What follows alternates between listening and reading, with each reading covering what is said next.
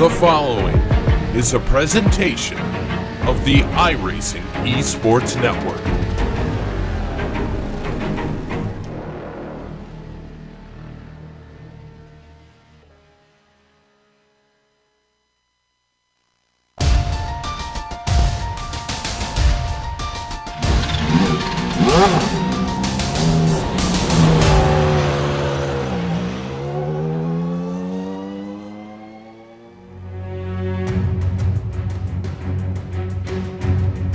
This sim racing broadcasting company has become the go-to place for retro Formula One nostalgia. A few hours ago, we streamed your way the Grand Prix Legends Lotus 49s at Watkins Glen. Tomorrow, we'll bring you the Classic Team Championship Lotus 79s from Tsukuba. Right now, we won't be traveling back 51 years to 1967, not back 2 score to 1978. No, today's history is much fresher, but distant enough to precede some of the gadgetry that affects the current F1 machines. This afternoon's weapon of choice, the Williams Toyota FW31. The year it waged war, 2009, before the nonsense of any kinetic energy recovery system, hence the name this series so proudly sports. It's time for the Batteries Not Included Season 2 debut from Canadian Tire Motorsports Park. And all the simulated retro racing action from Green Flag to Victory Donut streams your way live as it happens right here on the Global SimRacing Channel via the iRacing Esports Network. Hello and welcome to another GSRC broadcast on IESN. On the mic, Jason Galvin joining yours truly, Bill Soups on to bring you our Word's Eye view. Turning the knobs and pushing the sliders, our director Sean Ambrose, armed with cameras, locked and loaded by Dougie Beard. Jason, in 2009, these Williams were flown to Canada, but Formula One visited Circuit Gilles Villeneuve, not this place. So what does today's venue have in store? Well, Soup, I think that the F1 drivers back then were probably sorry that they didn't come to Canadian Tire Motorsports Park, because this is a fun track. 10 turns, a lot of elevation change, just short of 2.5 miles around this track in Bowmanville, Ontario, Canada, and it puts on some fantastic and fast racing. These cars will get around this 2.5-mile track in under 1 minute. They are on the throttle the entire time. You're gonna need your 5-point harness when you're sitting at home and you ride on board with one of these Formula One cars around Canadian Tire Motorsports Park. And with that, let's go ahead and take a look at the video lap. All right, we've got Clayton McLeod and the GSRC Williams, so let's do a lap around Mosport. The majority of this lap is going to be pretty simple. Turn 1 requires no lifting, just smooth out your steering. Clayton, incredibly, still no lift on the throttle. Pick your turn in on the blind crest and then keep it planted through the corner. Finally, once you hit Quebec, you've got to find the brakes. But don't expect this to be an easy place to pass. The wake of the car ahead will make it tough to follow for much of the lap. Accelerating out of there, you'll stay hugged to the left side as you fly down turn 4. And finally, you need a real stomp on the brakes for Moss. But it comes very, very late, so it'll still be phenomenally hard to overtake. Be careful easing onto the throttle out of the hairpin, but also try not to hesitate, because now that we're on the Andretti straight, you're going to be building up a huge head of steam. If you can manage to use the slipstream to get close to someone, be prepared for a game of chicken. You see, you're only going to be using the brakes 4 times during this lap if you do it right. It's simply a lift heading into the S's, and then eventually at turn 9 you get on the binders. The track quickly switches back at whites, where you need another small dab of the brakes, and then hopefully you've now finished a lap around Mosport.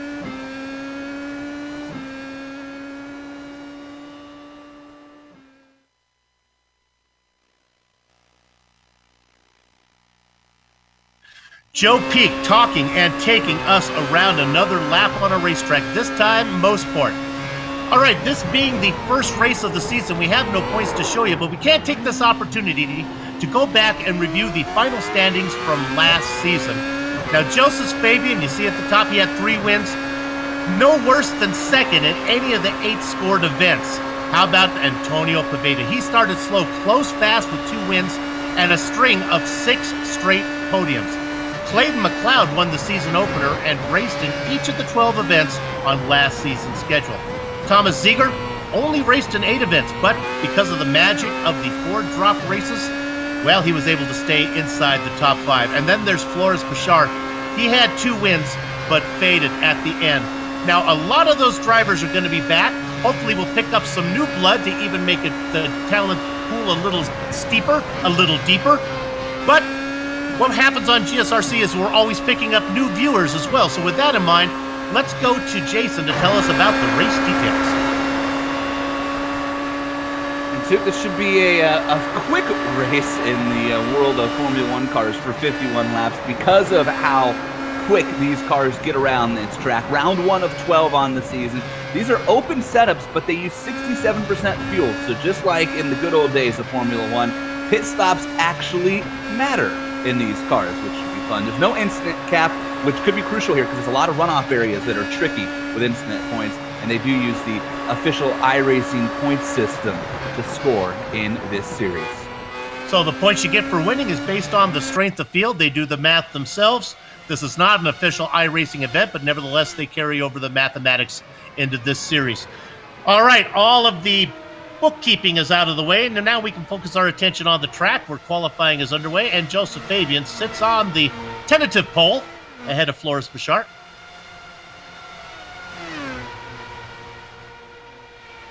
You know, if you want to check out sim racing, you know, the place that you really want to go is the iRacing Esports Network. Of course, GSRC is part of the stable of broadcasters, but they have many races, all different venues, all different forms of racing. You want to check it out. iRacing Esports Network. Hey, we talked about Fabian being up on the pole ahead of Bashar, but a newcomer, Neil Andrews, going ahead sit up there in second. That's a good lap from Neil Andrews, too, Soup. He's just about 0.06 of a second off of quick time, so within a tenth. And in an F1 car on a course like this, that puts you right there in striking range. You know, the thing about this track position is going to be everything. If you have a lot of pace, but you mess up in qualifying, you end up, you know, you look at all these cars here from Bashar down to Henkel, and they're you know, a tenth of a second apart for 4 or 5 spots there. That's a lot to make up on this track. 4 or 5 positions is difficult because there's just not many passing zones. And you're in the throttle for so long, especially with these Formula One cars here around Motorosports, Canadian Tire Motorsports Park, that you don't have an opportunity, the traditional F1 pass, right? Get a run out of the corner, set them up, outbrake them into the next corner. There's not really a lot of heavy braking zones here. And the one heavy braking zone is downhill, off camber, and you got to have a lot of Mika Hakkinen in you if you want to make that move. So it's going to be interesting to see if we have anybody, you know, you look at somebody like Clayton McLeod sitting in third right now. Well, if a couple of these other cars can find a half a tenth and jump up, and Clayton ends up in 6th or 7th to start this race, so you look at somebody like Henkel, they're going to have to make some dicey moves around here. This is not a traditional, you know, Formula One track with easy passing sections. It's going to be fun to watch. And of course, we're just getting used to the day-to-night transitions that we have going on here today with the realistic weather. Can we take a look at the weather right now and see what these guys are dealing with? There you have a look at it. Ooh, a little warm on the track there, Jason. Yeah, 106 on the track temperature, and that's going to make things extra slick, especially when you look at some of the fast corners where you have all this load on the car, like turn 1. And turn 1 here, it can just be a bear. If you get a little bit too wide in turn 1 out on the rumble strips, the car wants to twitch. And Soup, you know the thing about these cars is once they twitch, goodbye. Yeah, they don't untwitch. Partly cloudy skies, so that could play a factor. If a cloud rose over here, it may cool off that 106 Fahrenheit degree track temperature. We just did a Lotus 49 race a few hours ago, actually a few minutes ago, and the drivers were talking about even in that car, the dynamic weather makes a big difference. Hey, look at this. Clayton McLeod and Scott Newton both laying down some laps ahead of Neil Andrews. So Fabian ahead of McLeod and Newton, as you're on board now with Scott Newton, the The driver from down under is sitting in third right now, a 56.527. He went to P2, and then Clayton McLeod followed him across and went 0.007 of a second quicker. He might have even had a little bit of a tow from Newton, so just follow Newton along and then jump right up there. So car number 13 sitting in third, and Scott Newton could be a force to be reckoned with in this one as he comes along here onto the main straight. I talked about when we looked at the final standings from last season, Joseph Fabian, Clayton McLeod, Floris Bouchard, they all sit first, second, and fourth. Didn't mention Scott Newton. Scott raced last season and actually was very effective. He just didn't put in a full slate of races. That's why you didn't see him on the top five, but he certainly has the speed to challenge as he sits third in the grid right now. There's Floris Bouchard, another driver who's very fast. He's got a good one going. Bouchard right now is in fourth. Needs to find a couple hundredths of a second. Lap times here, about 56 seconds. Coming out of the final corner right now, we don't think Floris is going to be able to better his 56.5. Let's see. Nope, he does not. 23 cars putting in qualifying times. 3 have yet to do it. Fan favorite Edgar Sanchinelli doesn't look like he's going to be racing with us today. In fact, I think we're going to have a 23-car field. Neil Andrews in fifth right now. Andrews' quick lap is a 56.534. It's 1/1000th of a second behind Bouchard. The difference from fourth to fifth, and why does that matter as he comes down the Mario Andretti straight? And that matters because you want to have the inside line going into turn one on the start of one of these races. You certainly don't want to be on the outside in turn one. That sets you up to be pushed wide. So you can set yourself up for being in an odd numbered starting position, then you have an advantage on the start. So you might even, this might be one of those deals where you want to hang tight. If you can't jump up to third, you might want to start in fifth. I know that that's a strategy that I've tried to employ here before, to have a better line going into turn one. That could really matter on the start of one of these races. Kind of like short track racing in NASCAR, where you want to try to be on the odd number coming out of pit lane there. We're looking at Duarte having a good run. Got himself up to sixth. He was the slowest of our practicers, but certainly doing well in qualifying.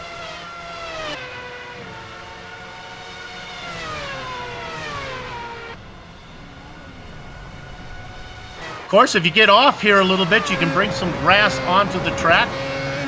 Moss is one of those places where that could happen.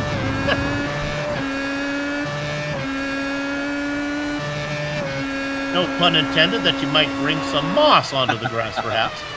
I saw a little bit of it coming off of the final corner there as well, off of White's corner onto the main straight. Here's a look going into Moss, Stefan Henkel, and you see a chance here. All that grass that just accumulates. And I don't know much about Formula One cars and grass soup, but I'm going to guess they don't mix well together. Is Moss the corner you really want to get down? Because if you can get a good exit out of that, you get that good run. Moss is down the Moss is everything at this track. It really is, because the whole top half of the course, and you go off the main straight through the first 4 corners, is very flowy, you know. And so if you can get into a rhythm and hit your marks there, especially in this car, it's a lot of letting the car kind of ride and settle and then hammering down the throttle and getting a big run off. But Moss is that one real crazy braking zone that you just can't miss, and it's got a double blind apex, and you can't see what's on the other end a lot of times. You come out, there's a weird bump in the middle of it that can throw tires off. There's a big curve that you don't want to hit on the second half of Moss, and then yes, you get the S's in that Mario Andretti straight going down into turn 8, and it's a whole nother world. And if you lose time there, you can't make it up, you know, especially in this car. It's not, we talked about this, there's no curves, it's not an Indy car, there's not push to pass. If you lose your momentum going down that straightaway, then you're just waving goodbye to the car in front of you. Looking at a driver that is new to the series, Adrian Resness here, and he seems to be very quick, qualifying 6th, trying to see if he can up that. He's the last car out on the track. as qualifying is just about done. I don't think he's going to get an official lap time in, but we'll keep an eye on him. He's another newcomer that I'm not familiar with, as well as Neil Andrews sitting in 5th, another name I do not know. With that done, qualifying is over. Let's go to the grid right now. On the front row, it is the defending champion, Joseph Fabian. He's going to be inside of the man down under, Scott Newton. Clayton McLeod and Floris Bashar fill up row number 2. Neil Andrews, we talked about him. He's a newcomer. Adrian Refnes, another newcomer in 6th position. Gabriel Duarte, we saw him qualify in 7th. He'll be flanked by Thomas Zeiger. And Stefan Henkel and Mike Hooker fill up row 10. Jan Hoffman will start in 11th position with Stephen Kempson in row 6. Row 7's Jeffrey Price and Chris Moretta. Marcus Jesel will start 15th with Thomas Knoll. Dave Peterson and Kevin Mills in row number 9. And row 10 is Reed Miller and Fabian Young. Then the back part of the field, Silvio Hurd, Chris Bain, Ronald Overbay. We've seen him race a little farther up. Surprised he's so far back. Jerry Foucault back there in 23rd position. You can hear the engines now start to rev up, but the drivers have one foot on the gas, one foot on the brake, the other foot on the clutch. Big field here. They are actually lined up. The back part of the grid is actually around the final corner. Batteries not included. The debut season was last season. This is the sophomore season. We expect this one to be even better than what we saw in 2018. Your defending champion, Joseph Fabian, on the pole. Perhaps his biggest rival when he showed up to race, Scott Newton, staggered back in the 2nd position. Still waiting for everybody to take their spot on the grid.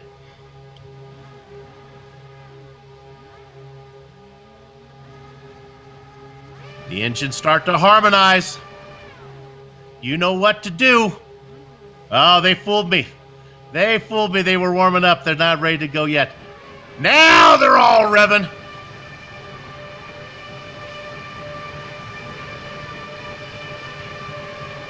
Gather up the chicken, take cover on the cows. The horses are out of the barn. Joseph Fabian leads the stampede of Williams down into the first corner. Newton gets 2nd position. Sure enough, the battle for 3rd is McLeod, and very close is Bashar. McLeod and Bashar side by side. McLeod's going to get that spot. Bashar not giving up. McLeod holds on. The battle for 4th and 5th. Also, Refnes back there as well. Stampede down into Moss Soup, and this is the first opportunity to make up spots, and we got cars around and upside down. Big mess. We'll come back and take a look at that one. Adrian Refnes involved in that one. The car that went upside down was Stephen Kempson. He ends up on his lid. His day is done. We will come back and take a look at that, but Moss claims its first victims. Talked about it in pre-race. That is Calamity Corner at this track, and so many opportunities for something to go wrong. Sure enough, a battle for 3rd right now. Bashar looking to try to get on the inside of McLeod. He's been working on him since the green flag. Cannot get it done. Fabian driving away. 1.2 seconds up on Newton in 2nd. That incident in Moss really spread the field out. Soup. The first 4 cars have checked out. Bashar has a 3-second lead on Neil Andrews from 4th to 5th, so no pressure right now on Floris Bashar. He can work on Clayton McLeod and Scott Newton, and Bashar is right there behind Newton, starting to poke around as they come through the S's and head off down towards turn. One more run. Look at Bashar working both sides of the track like a jaywalking mailman, trying to find some way around McLeod. McLeod right on the back of Newton. Those 3 cars nose to tail. Oh, a horrible corner for Bashar. He's going to lose all of his momentum and drop well back. Yeah, Bashar went way wide there in turn 10 on the exit of White's corner. Battle for position. Hoffman in 8th position, yeah. We look back here at this battle for 8th now. Hoffman, Gastal, Moretta. Another car that's loose, boy. Henkel almost gets into it with Knoll, and Knoll is in the wall. Thomas Knoll in the 115. He's coming back. Front wing damage for Thomas Knoll. That's going to be catastrophic at a track like this where you need all of that front downforce.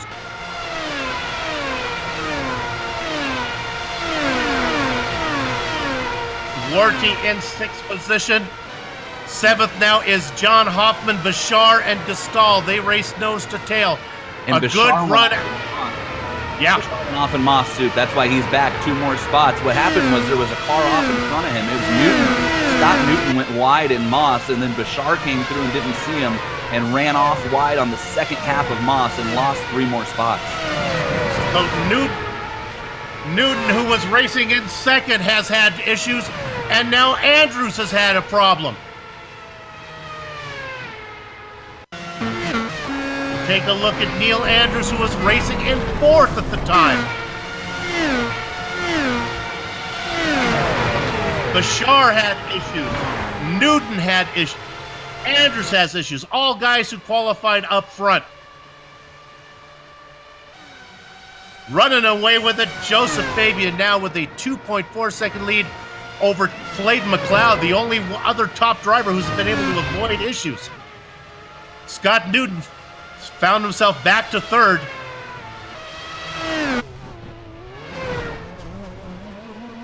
Out of the final corner, Gastal put it in the wall. No, it wasn't the final corner. It was 8. And after this, Gastal takes it right into pit lane because he was close enough.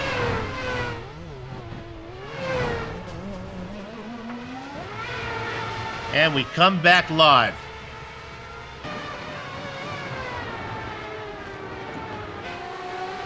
Up front, Joseph Fabian is just checked out and back in the 8th position. A bunch of cars. Actually, it starts with Chris Moretta in 7th, and then Jan Hoffman in 8th. Hankel back there in 9th, and Jeffrey Price in 10th. That's the best battle on the track right now. It's from 7th through 10th. It is indeed. And Hankel with a good run on Hoffman. He's going to move to the outside. He's going to get him up the S's even before they get to the left-hander. Move Hankel up a spot.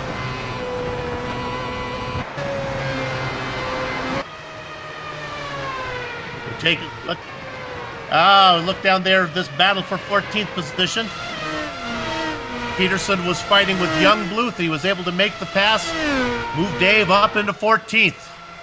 Young Bluth has some front wing damage, and not some, a lot of front wing damage. It is kinked all the way to the right. Both sides of the wing are messed up, so you got to imagine that that is affecting the handling on that race. Edgar Sanchinelli, who was racing at the back of the pack, just put it in the wall. Moseport is the winner so far. We'll take a look at Edgar, a fan favorite.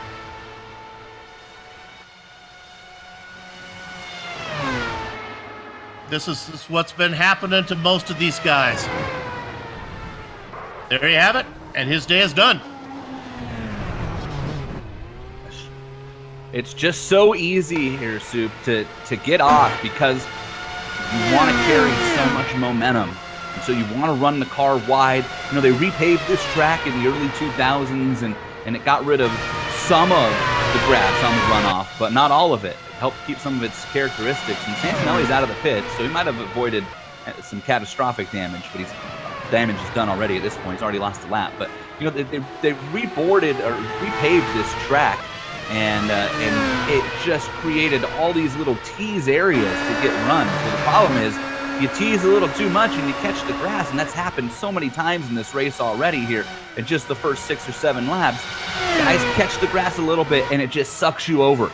It's like a vacuum and just pulls you towards the wall of the tires, and that's the end in one of these cars. You saw Floris Bashar make the pass on Scott Newton, move Bashar up into 4th. Newton now back to 5th.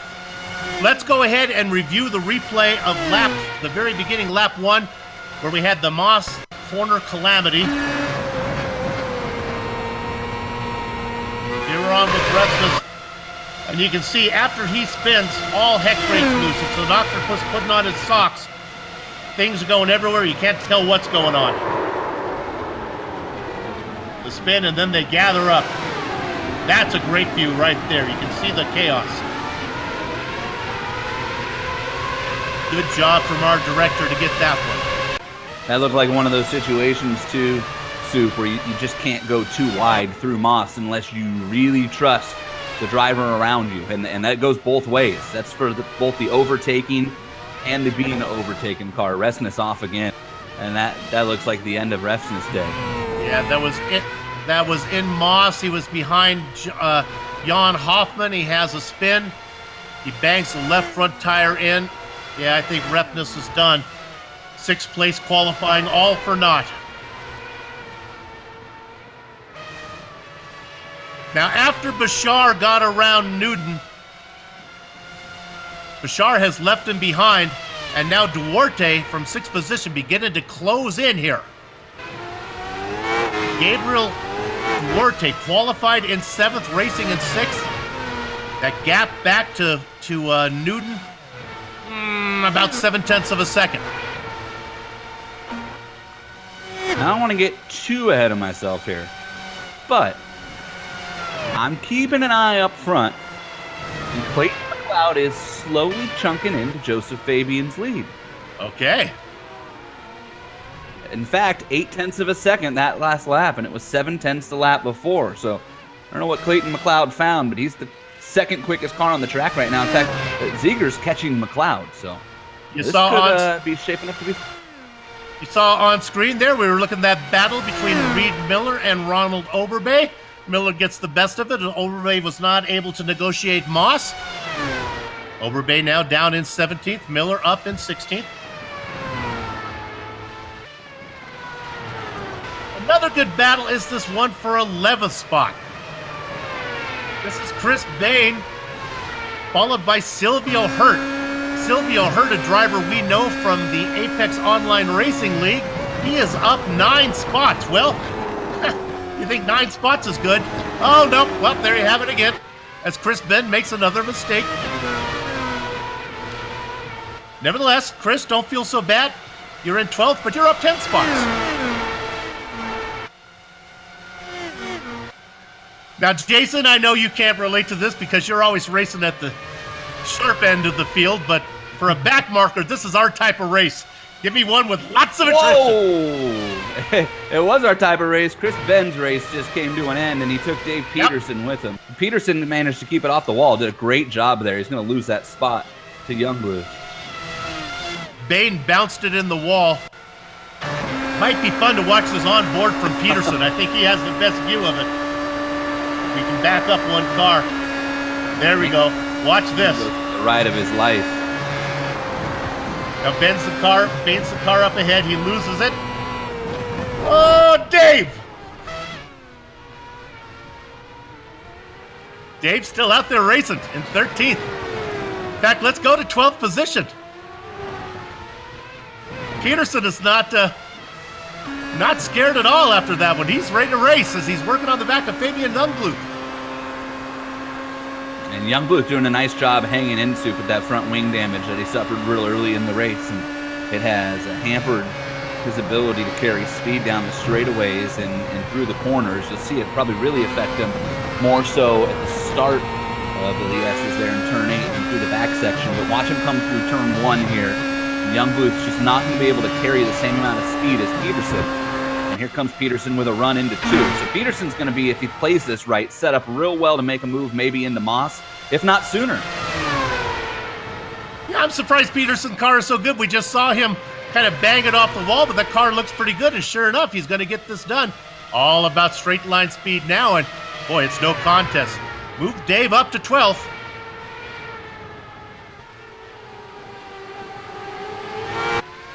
All this going on behind. Oh, now wait a minute. Where is Fabian? Joseph Fabian is down to 3rd. Did he make a stop? Or did he make a mistake? I'm scrolling back to see if I can see what happened to Fabian. I don't know why he is in 3rd.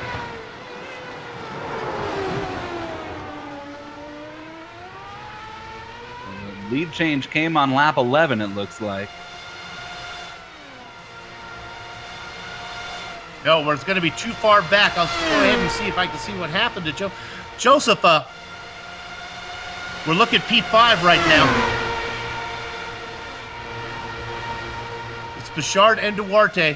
And I can tell you this, that Fabian got his mistake in Moss. Yeah, Clayton McLeod was running him down, Soup. I think he felt the pressure. I think you called it, Jason. I think that's what's happened.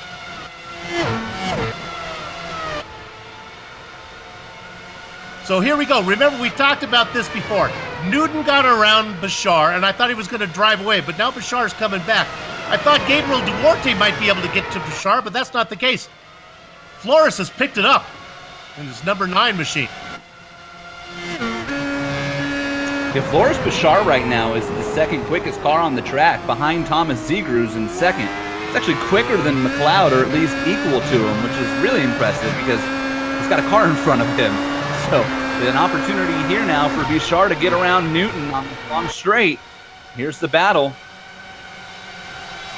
And he's got to go the long way. So Bouchard qualified 4th, and he finds himself back in that position again as they work the final corner. Heading towards the start-finish line as they're going to be working lap number 15. Up front, it's Clayton McLeod. Clayton McLeod is going to have some company here, too. The way this race is going is Thomas Ziegler keeps chunking tenths of a second off of that. Every lap, it's anywhere from 2 to 5 tenths of a second, so almost a half a second. And this will be dealing with a little bit of traffic. This will be quick too, as Ziegler can get a tow if he wants it off of Overbay. He does.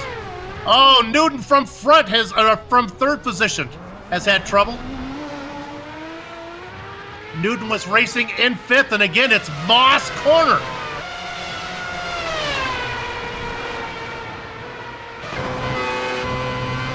You know what happened here? So he gets his left sides off on the entry to Moss right as he gets on the brakes. You can see there's so much grass built up there already. So you almost don't even need to get off. In fact, Duarte behind Newton did a nice job of running over a little bit. The line has almost changed. So Newton is back out now. Now he's coming into pit lane. He got passed by Bouchard. Then he had the driver behind him of Duarte putting pressure on him. Newton fade.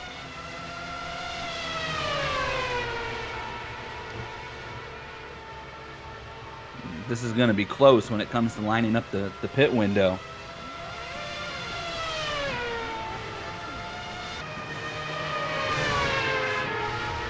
As we look at the battle for 9th position, Hoffman up a spot, up 2 spots in 9th. Hurt looking right behind him. This is the battle we were looking at before. Hurt having a great race, up 10 spots from 21st. Silvio Hurt was a full second quicker than Jan Hoffman in that last lap.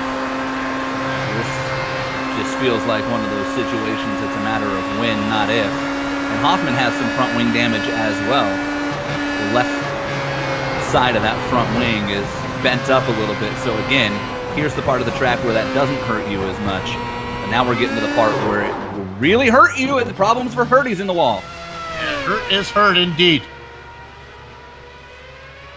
Now, as we're looking at that, I can report that remember McLeod was losing ground to Thomas Ziegler. Well, Ziegler's decided to come in and make a stop. Long stop. It might have been not a decision made by... He might have had to come in. Ziegler has some front wing damage as well, sitting on pit road. Oh, it was the final corner. As he was making his way to pit lane, whether he intended to come to pit lane or not, but he banged it in the wall and then decided to bring it in. Yes, this was not scheduled. Yeah, it looked like the back end started to step out in turn 9 there, Soup, and after the back end stepped out, Ziegler kind of overcorrected and caught the left side of the wall and smartly just hung a right and said, well, I guess I'll take my pit stop. That's too bad, because Jason, you had noted that he was running down McLeod. It would have been interesting. Now McLeod's got 7.5 seconds back to Joseph Fabian. And Ziegler is fast. Yeah. Forget about that. So it's just McLeod and Fabian now, basically.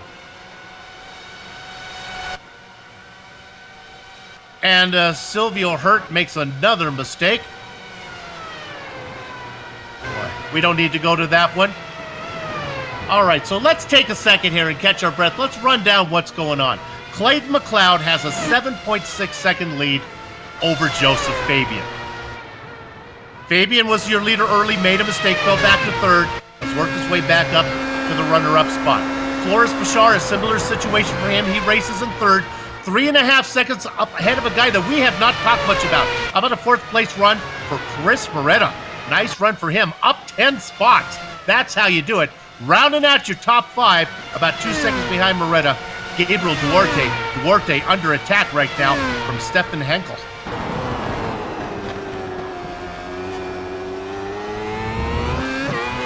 We'll stay on this one for a while. They both come out of Moss. Henkel a little too far back to make the stab. Well, I say that, but he starts to close.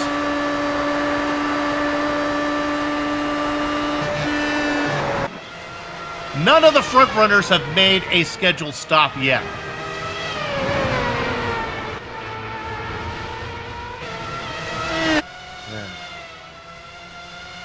Looking back, Reed Miller's our highest pitter, and he's really off cycle, not part of anything we need to care about. 11 drivers still on the lead lap.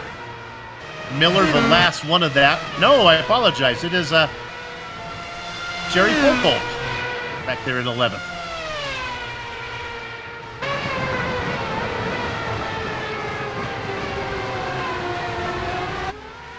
Instead of jumping around so much, let's go ahead and have a little bit of racing here. Let's watch Stefan Henkel run behind Gabriel Duarte.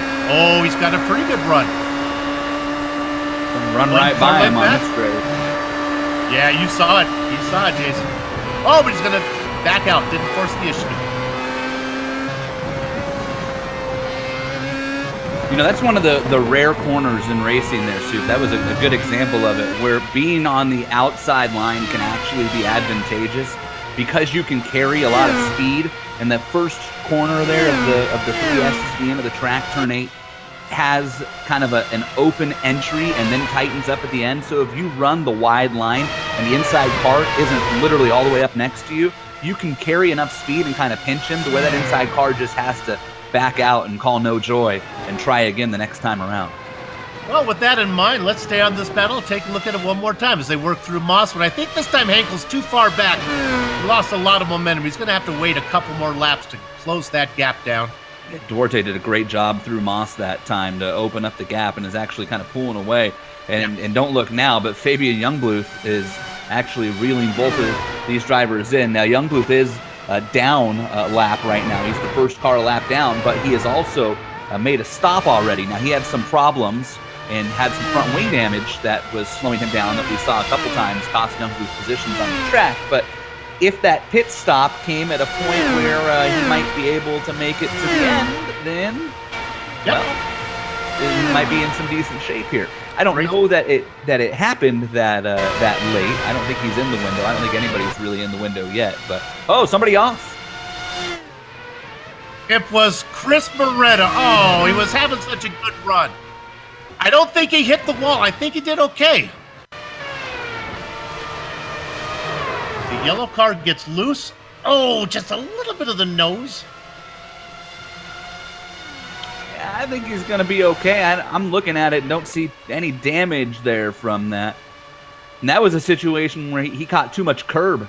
The grass has been the snake that's doing all the biting in this race, but that time it was the curb that got Chris Moretta.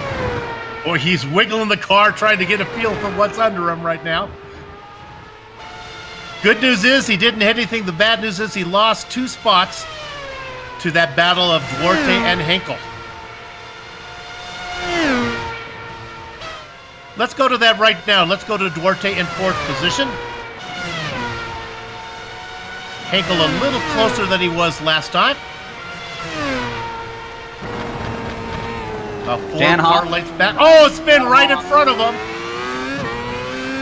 That was Jan Hoffman. And Jan Hoffman had just made a pit stop, too. As Hoffman just lost a lap. That's the out lap for Hoffman, so maybe cold tires in that situation. And that was right in front of the 2 cars we were watching.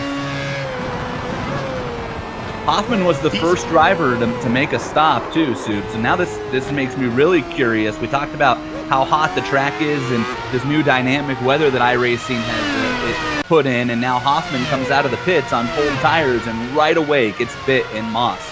Keep an eye on that here as these cars start pitting. Hoffman's off again and his race is over. That's a big wreck coming out of turn 1. Hoffman just got off of turn 1 and pounded the wall near pit exit, and that will end his race. 9 cars now on the lead lap.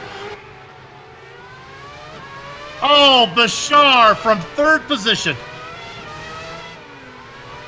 It was Moss getting the power down.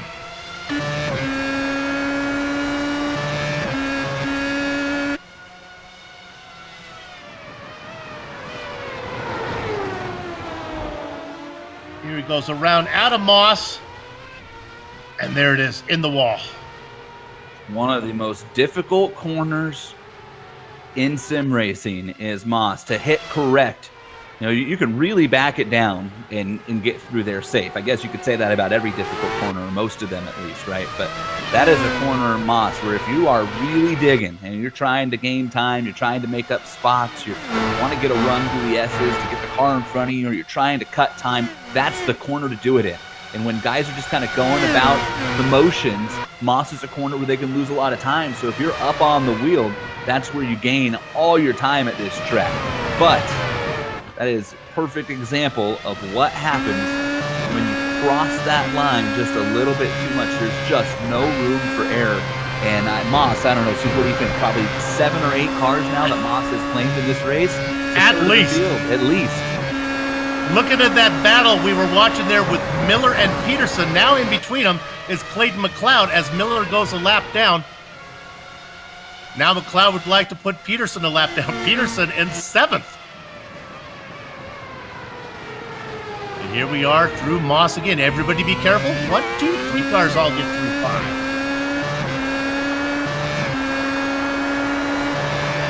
Now we're going to see some pit stops as Henkel makes one, as does Moretta. They pit from Henkel was racing in 4th and Moretta in 5th.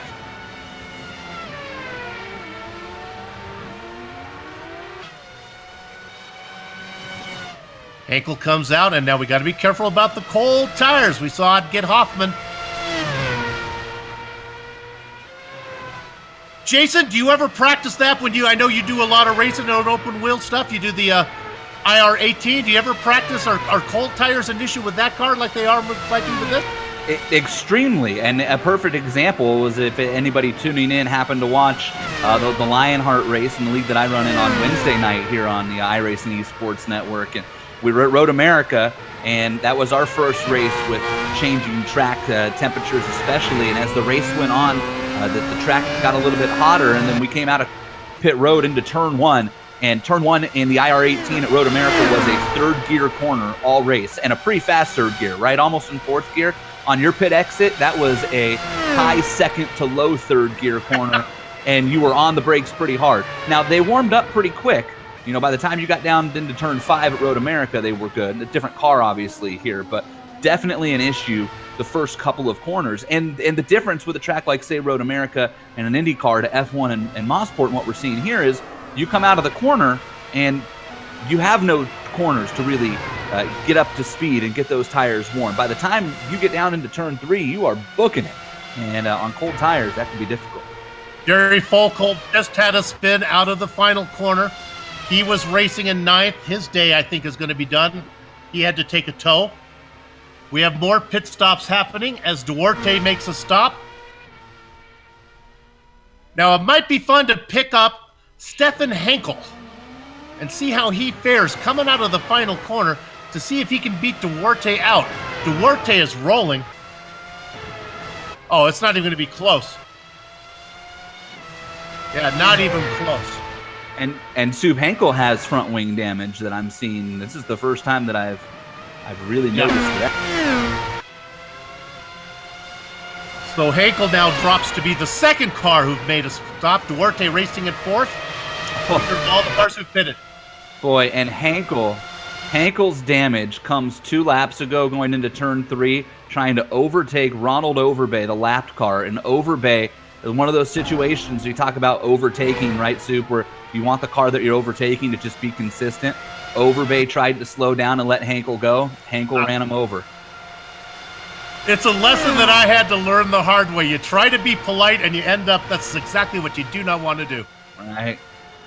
It's that you ever get into an official race, right, and you always just shake your head because there's always that one person. I'm just here for the SR. I'm just here for the iRating. I'll let you go, and what happens? Every time that guy is in the middle of the biggest wreck in the race. And I understand you try to be polite and you're trying to do the right thing, but as an overtaking driver, right, that is one of the most frustrating and most difficult things. Let's go to Chris Moretta right now. He was about to be lapped. And he was lapped because he's on his lid. Yeah, I don't think Chris is going to recover from that one. We're going to need the crane to help that one. He's still sitting there, too. Right in front of the leader. Once he got off on the grass, there was no coming back from this one. Grass is not your friend in this car. We've learned that. And here's something, so a couple years ago, they paved this track a little more, and there's something that wouldn't have happened, right?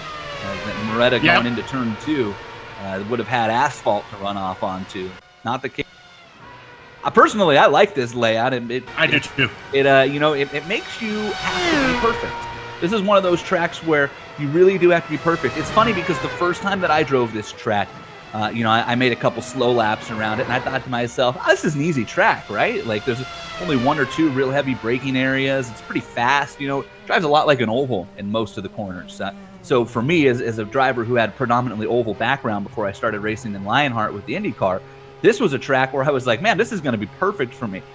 And I got up to speed pretty quick. The problem is, once you're up to speed, to do it consistently is crazy, borderline crazy, because you are on the teetering limit in every corner around this track, where if you miss by a hair, you're going to catch the grass, and that is it. And it's totally the end of your race in an open wheel car here if you catch the grass or even the curb. We've seen it in turn 1 a couple times. Drivers catch the curb and boom, around they go. So this is such a deceiving track, and it's easy to kind of fall into a lull here, right, where you just get comfortable, especially this point of the race, right? We're in the middle of the race now, 2/3 of the way through the race. Is Clayton McLeod, the leader, is in pit road, and here's somebody to keep an eye on, right? He's going to come out here on cold tires. Does he get too comfortable? Don't get too comfortable. Same with Joseph Fabian, who's in. Don't get too comfortable coming out of the pits. The front 2 guys are in to show you the gap that they have. Jeffrey Price racing in 3rd, not even to the pit entry yet. McLeod is out. It was about 12-second interval between McLeod and Fabian. Fabian now rolls. And there's Jeffrey Price is going to get him now. That's a little bit of a faux position for Jeffrey Price, as there's still a pit stop in Price's future. Jeffrey Price is now the only car who has not hit pit road, Susan, among the front runners. Scott Newton pit 15 laps ago, so he's kind of right on the edge of that window, right, we want to say, is Jeffrey Price is at 32 laps now. That's going to be real close for Newton. We talked about that when Newton came in, right? Newton had that little mistake, and we said we think he might be in the window, but we're not real sure. So Newton will be one to keep an eye on, but he's at the back end of the 1 lap down cars in 8th place anyways. So he's the only other car in the top 10 who has not made a pit stop in this cycle. It's Price and Newton. Ronald Overbay was racing in 9th position. He was 2 laps down. Just put it in the wall. I believe his day is going to be done. And Jeffrey Price is on pit road. Everybody's made their pit stop now. Now the question is Duarte. Here comes Duarte. He's going to get Price easily. So Duarte moves up into 3rd. And Hankel coming out of the final corner will also get him. Price is rolling, but Hankel does go by. And then Reed Miller's next, but he's a lap down, so I think Price will cycle out in 5th spot. Last car on the lead lap. That's right, ladies and gentlemen. There's only 5 cars on the lead lap.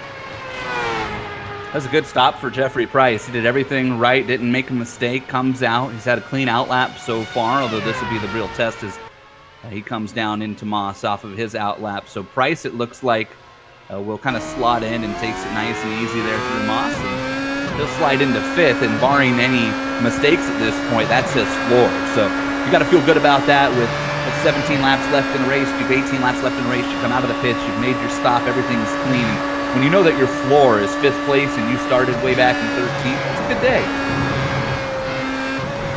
With all the pit stops done, let me walk the dog a little bit for you. I'll do the top 5. Those are all the cars on the lead lap.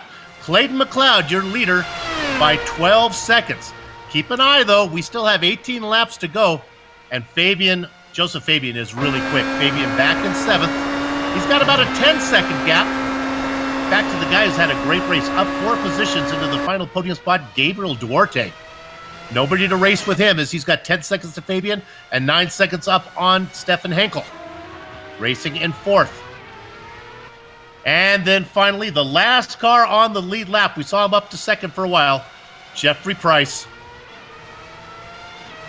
He's about 39 seconds behind the leader, in no real fear of going a lap down. Scott Newton, as we speak, has made a spin. He was racing in 8th. It's been a rough day for the Australian driver. What corner was it? Well, Moss. Take a look at this one.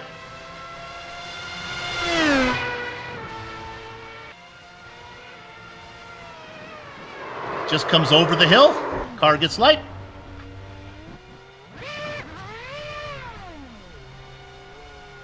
Even with that spin and the time in the grass, did not lose a position.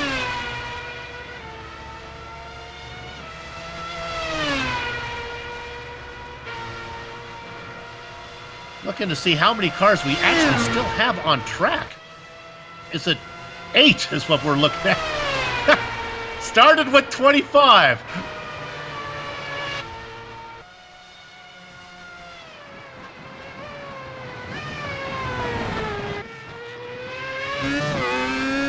Let's go ahead on Clayton McLeod and take a lap. This is how you do it when you're out in front by 12.2 seconds. You only have 16 laps to go.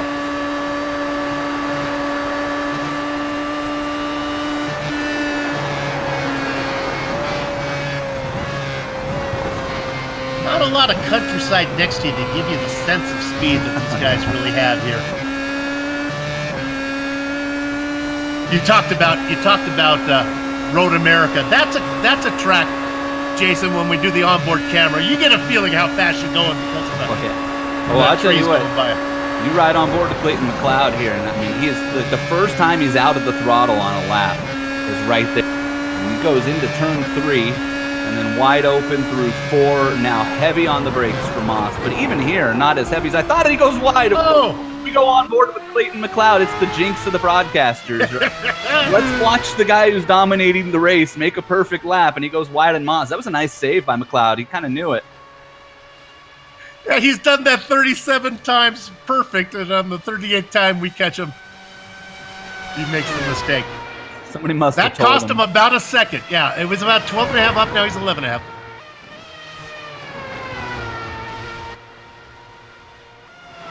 Here's a guy who's equally fast, Joseph Fabian, racing in 2nd. Joseph Fabian has found a lot of time here late in this race too. So he got out in front early on, and then he settled in. He was running laps in the low 58-second range, and that's what let Clayton McLeod catch him. And then Fabian made that mistake, maybe feeling the pressure a little bit from McLeod. But last time by a 57.6, best lap was a 57.5. So Fabian has found the fountain of speed here late in this race. The fountain of speed. No, Ponce de Leon might have found that one by mistake.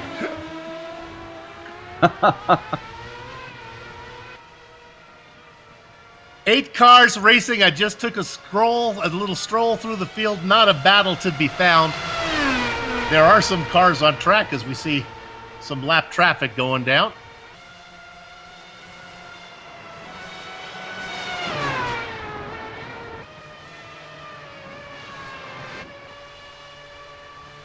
"13 seconds behind Joseph Fabian is Gabriel Duarte. up 4 spots. He was battling early, but then pit stops and attrition took all of the competition away. Good way to start the season with a podium. Duarte also comfortably running in the 57-second range, 57.97 last time around. He has earned every bit of that third place position right now. We'll drop back, look at the driver in 4th. Stefan Henkel up 5 spots.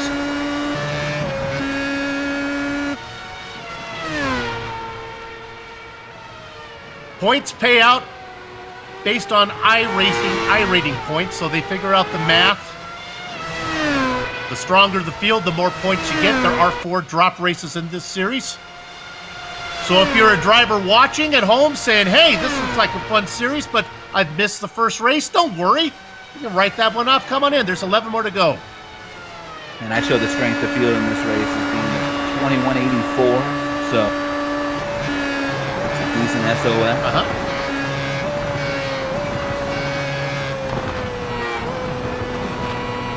Now we look at the driver in 5th, last car on the lead lap, Jeffrey Price. Racing out there, up 8 spots in the 5th. In that Beard of Zeus blue colored car.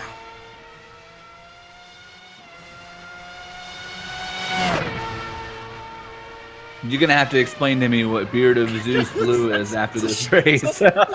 Shade of blue. The shade of blue. You're talking Zeus, like the god? Yes, that's right. That's come on. This is what you get when you only have 8 cars on the track right now and another 11 laps of racing to go. I was about to Google Beard of Zeus color. that could come back with some mixed results. So if you're sitting at home, don't do it.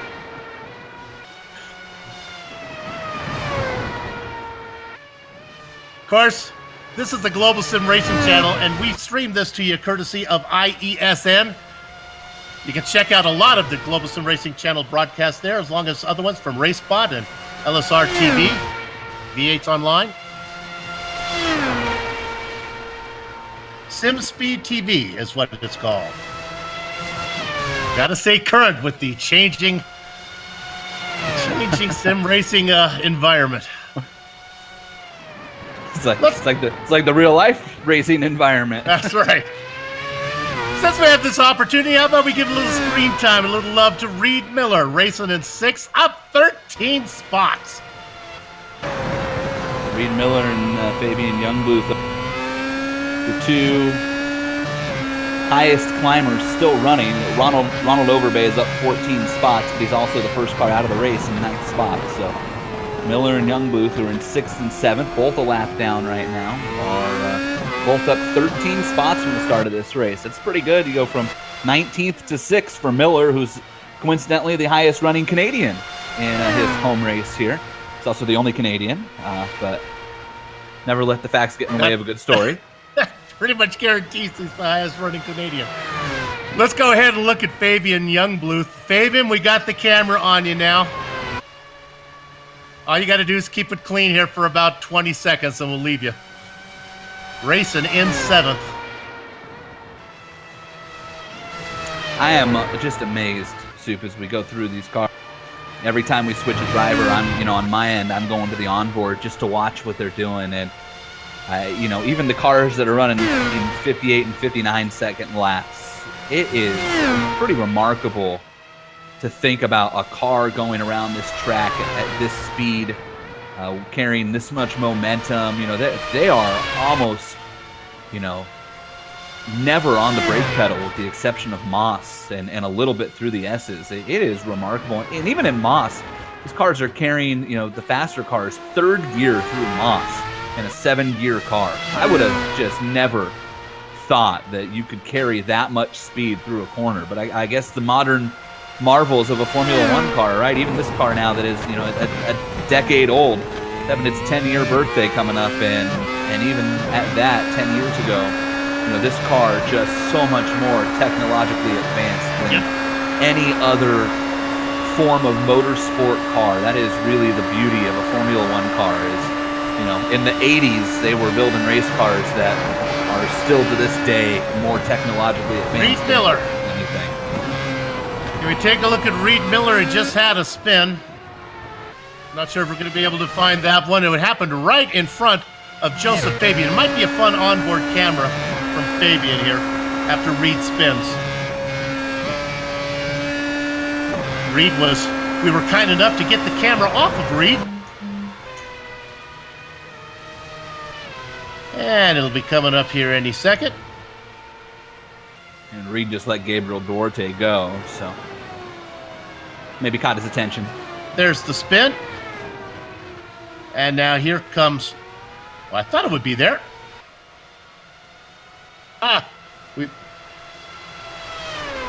Yeah, that's Duarte coming up behind him there. So hey, Reed, you got away with it. You spun and we didn't get it.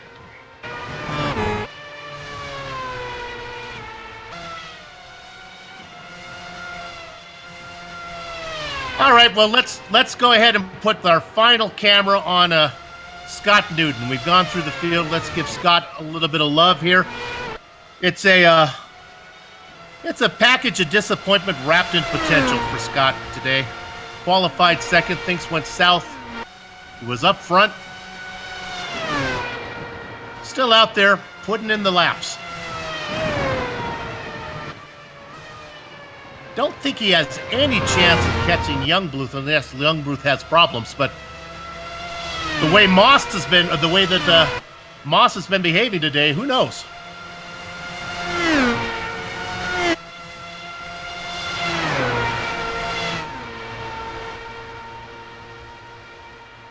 Clayton McLeod's gap, 12.3 seconds. Jason, I'm going to ask you a question.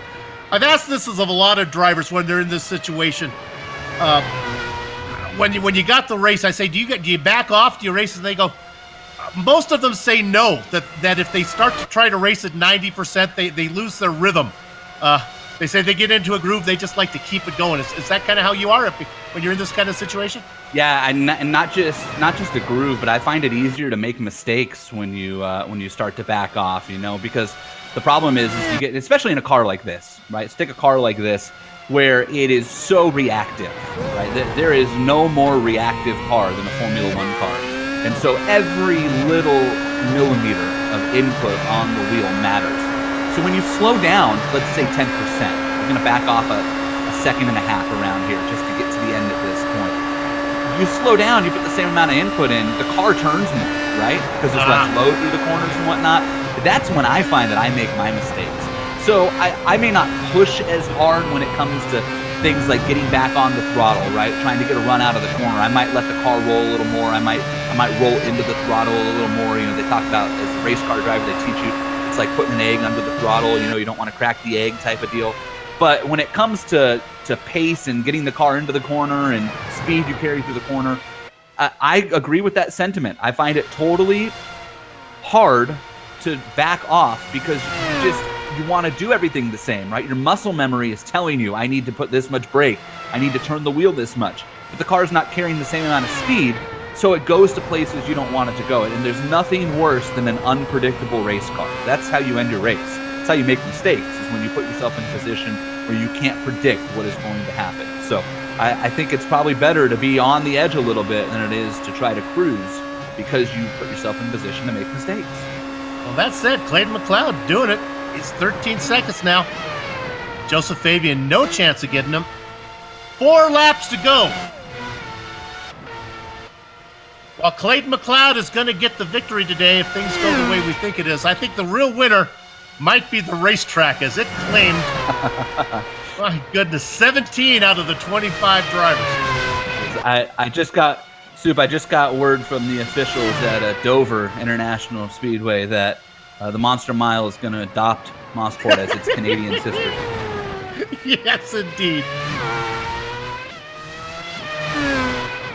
I owe an apology too, since we've got 3 laps left to Clayton McLeod, because we we were talking about Reed Miller being the highest running Canadian and the only Canadian, and it turns out that the guy who's going to win the race is Canadian. I didn't see his club logo; it's so far up there, you know. So I'm gonna say sorry to the Canadian, which is probably a bit ironic at this point. They'll take that kindly. I'm sure Clayton doesn't mind because he's Canadian. Little home cooking for Clayton. 2 laps to go now. So where are we going next time? Well, we're going to the Nürburgring. Not the big one, though. It's going to be the Grand Prix circuit. So even the Grand Prix circuit is daunting in a Formula One car. That's a track. You talk about a driver's track. The Nürburgring is, everything about it is driver.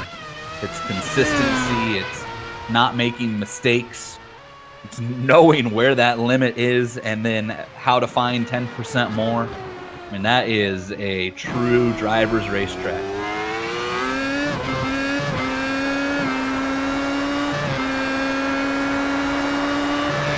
There we are with Joseph Fabian, your defending champion. Joseph got the crown, only winning 3 races last time, but it was all about consistency. And honestly, he's picking up right where he left off. Didn't get the win, but he's going to get second place. Clayton McLeod, interestingly enough, as we're on the final lap, picked up 1 win last season, and he did it in the season opener. Here we are again, season opener. Clayton McLeod looking to get another win. Hopefully, it won't be his only win for all the fans in Canada. You talked about slowing down on the last couple laps, Soup. Wait, McLeod has not slowed down at all. He had a big moment in turn 3 for somebody who's on the final lap of a race he's going to win. He ran a 57.43 on the last lap. This has been a spectacular performance. Up through the S's. 1 final right-hander. Let's give the opening round for Season 2, and the battery's not included, to Clayton McLeod. Joseph Fabian, here at most part, is going to get second.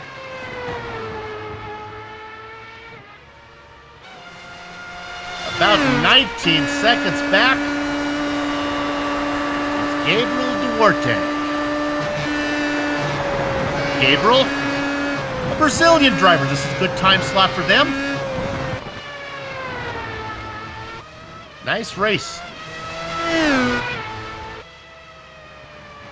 Stefan Henkel, racing out of Diach. That would be Germany, Austria, or I guess Czechoslovakia. That's not right. There is no Czechoslovakia anymore. Nope. No. I don't know what the CH stands for. I don't know what the CH stands for, but the Okay. flag is the Swiss flag. I know that. Okay, all right. So, okay. That makes more sense. Did I date myself there? All right. Jeffrey Price, racing out of the Ottoman Empire. He's going to finish 5th. Oh. And with that said, we're going to take a break. Don't go far. We'll be back to run down the entire finishing order, talk to some of the drivers before we put a lock in the gate. Back in a few.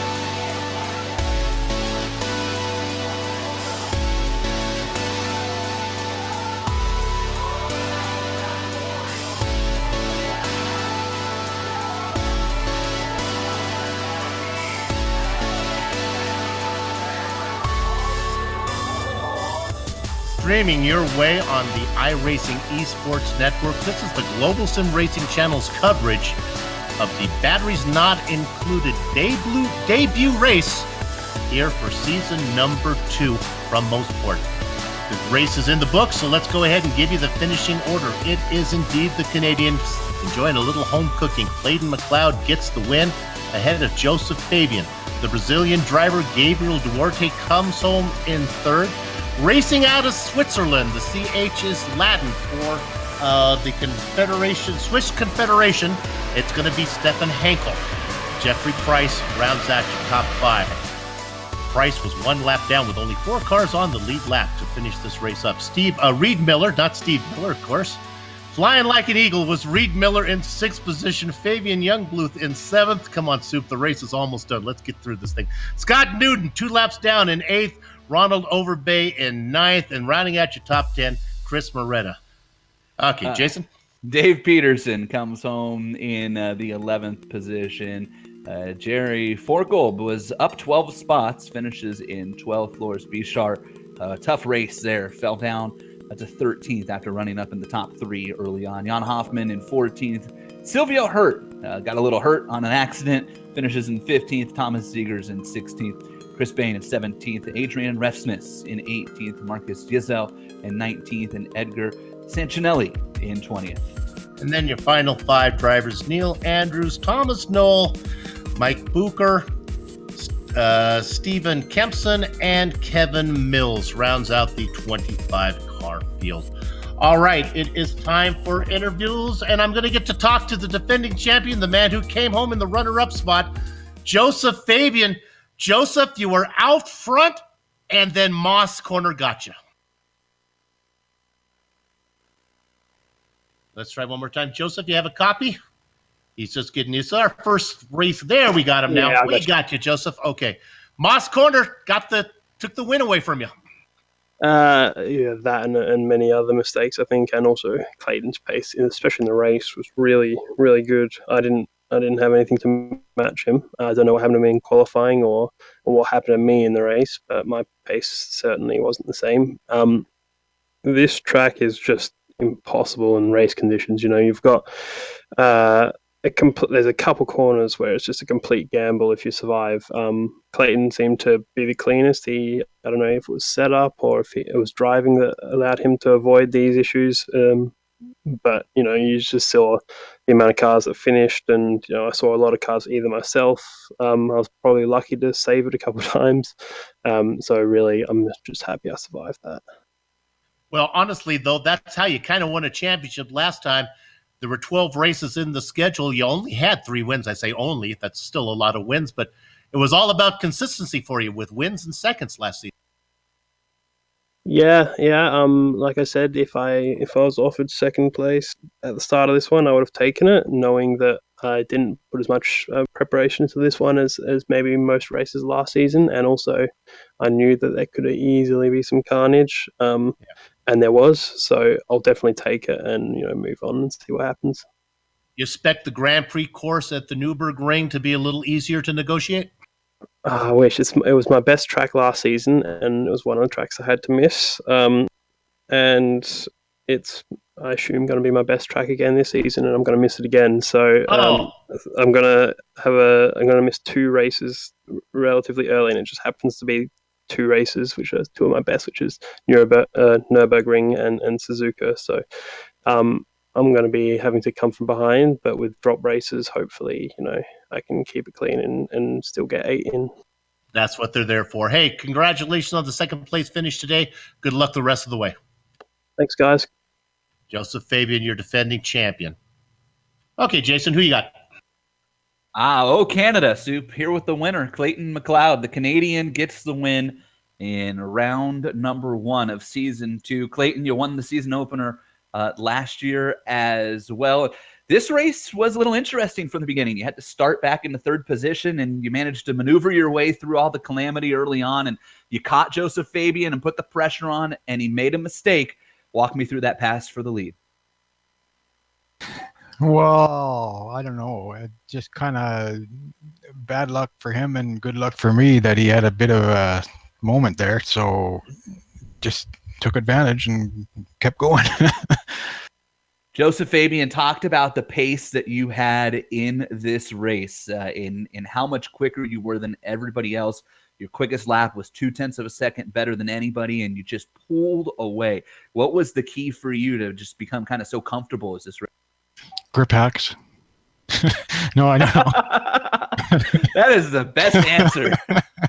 Yeah, I don't. All right, that's Clayton McLeod, the owner. I was running the same setup that I shared with everybody, so I got no clue.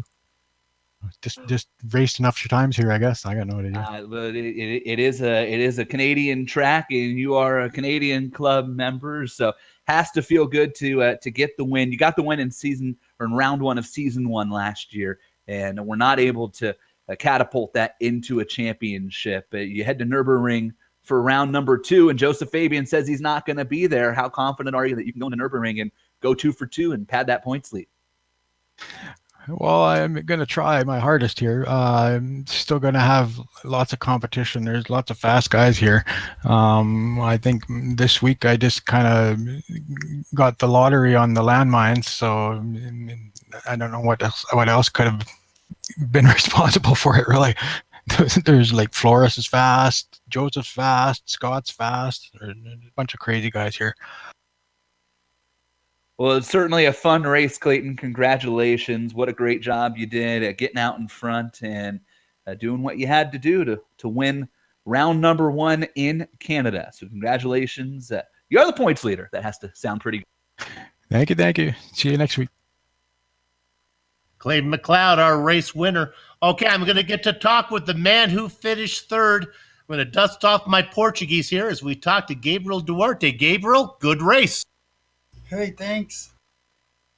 I don't speak too much English, but you tell me if I is good. Oh, you're doing perfect.